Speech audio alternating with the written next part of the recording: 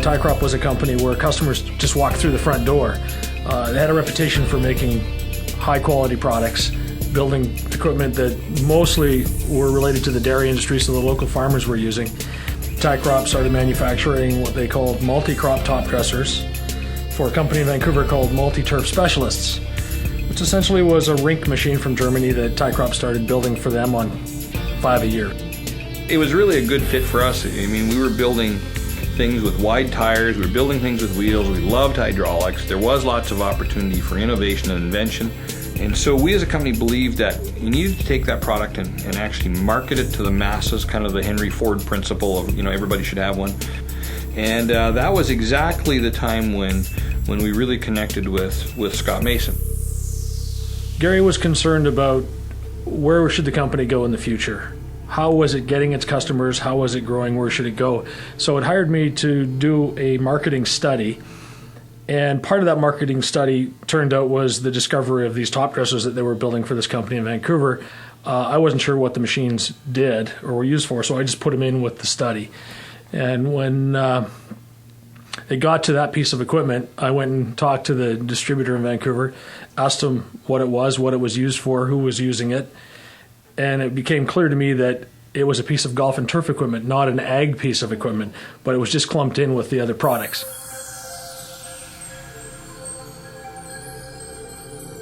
Gary came to me one day and he said, look, would you like to come and work in our ag business, maybe run our ag division? And I said, thanks, but no thanks. I really appreciate the offer, but it's not my cup of tea. And so Gary said, well, what about this golf and turf division you talked about in your report to us? Is that something you'd like to do? And being a golfer myself at the time, and thinking about the golf and turf business, I thought, yeah, that'd be a real neat challenge. TYCROP dug into its loan pocket, borrowed from our friends, robbed from our neighbors, and we scraped about 80 grand together. It wasn't like we had some great master plan. All we knew was we had a good product and we had some people that were interested in seeing it, but the problem was that they were in Florida and Georgia and Texas and Arkansas and Quebec and Manitoba, and they were just all over the map. So the only way to really get there was to do something that we coined, the first North American top dressing tour. I know that sounds corny, but it was pretty funny back in the day.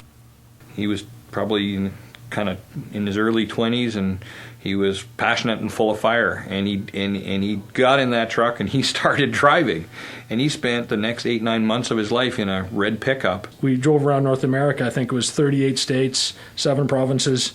Took about 238 days, and anybody that would let us top dress a sports field or top dress part of their golf course or use the machine, that's what we did. So it was a huge commitment, and in belief that this was something really special. The superintendents were the kind of individuals that were very open to telling you what challenges they were facing, what was working, what wasn't working.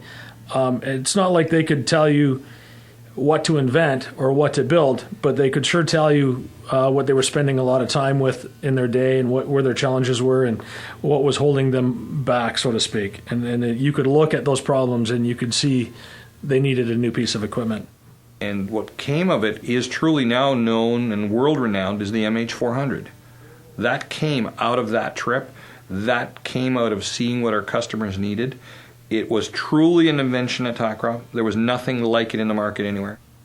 When we came up with this product that was like buying a Cadillac, fairly expensive, they looked at it and went, well, that's a high-end budget piece of equipment. I don't know whether I can really afford it. It's a luxury item, and we really had to try to convince not only the distributors we had, but the end-use customer that in the long run, it's really going to save him time and money because he's going to get the jobs done so much quicker using the MH400.